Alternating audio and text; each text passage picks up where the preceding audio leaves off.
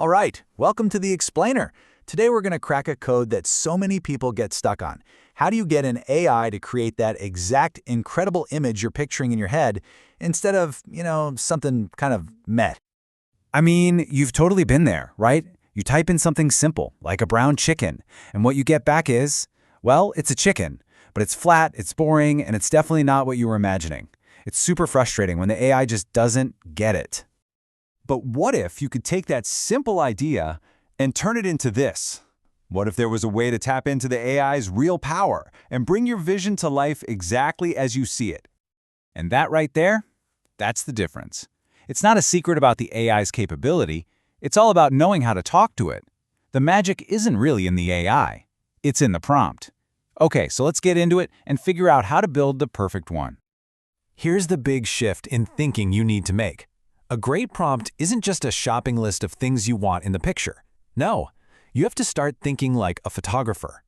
You're not just describing a scene, you're directing a whole virtual photo shoot, and the AI, that's your camera.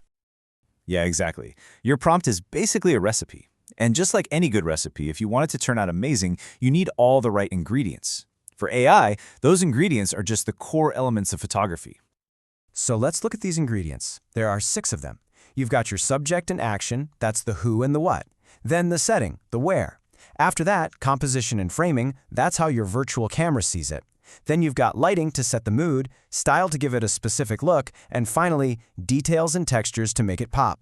Every single one of these adds another layer of instruction for the AI.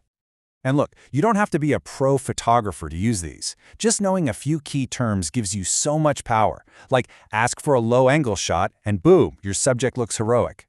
Ask for a top-down view, and suddenly they look small or vulnerable. It's amazing how these simple words can totally change the story of your picture.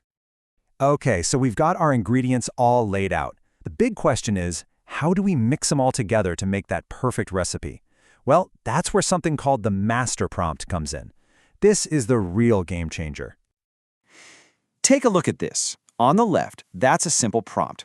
It's basically just a jumble of keywords. You're kind of just throwing stuff at the wall and hoping something sticks. But on the right, that's a master prompt. It's not a list, it's a description. It's a full recipe written out in sentences, making sure the AI knows exactly what to do. This right here, this is the actual prompt that made our cool chicken. And look how specific it is. It's not just lens, it's exaggerated fisheye lens. It's not just any mood, it's a playful, surreal mood. I know it looks like a lot, but if you look closely, it's just all of those building blocks we talked about, all put together into one clear instruction manual. And you can totally break this down into a step-by-step process. The best part is, this template works for anything, not just chickens on a beach. Once you have this structure, you can just plug and play with your own ideas. It's a formula for creativity. All right, so now you have the secret formula for creating basically any scene you can imagine. But what if we pushed it even further? Let's talk about getting personal. What if you wanted an image in the style of, I don't know, your favorite artist? Or what if you wanted to put your own face in there? There are basically 2 ways you can go about this. The first method, let's call it the guided frame, is all about control. You give the AI a reference image for the style, but you still use your super detailed master prompt. This is what you want for amazing, realistic portraits. The second method is called direct replace. It's much faster. You just upload 2 pictures and tell the AI to swap something from one to the other. It's less precise, but as you're about to see, it's a lifesaver for product shots. And that brings us to something really, really useful. A powerful, real-world application for all this, making pro-level product photos without needing a fancy studio or an expensive camera. So why does this matter? One word, sales. A killer product shot makes a huge difference. We're talking a potential sales increase of nearly 94% when you use professional images instead of weak ones. That's not a small number. That's the power of getting the visual right. When you're talking about products, it's about picking the right tool for the job. You've basically got 4 main types of shots in your toolkit. You've got your clean, catalog shots on a white background, lifestyle shots that show the product out in the wild, model shots with a person actually using it, and then your creative shots, the ones that are designed to stop people from scrolling. And here's the crazy part. The process is so much simpler than you think. You just need 3 things: a reference photo for the scene you want, a simple picture of your actual product, and then the right prompt to stitch them together. And this is the magic prompt. Remember that direct replace method we mentioned? This is it. You're basically telling the AI, hey, take my product and drop it into this scene, but make it look like it belongs there. Match the lighting, the angle, the whole vibe.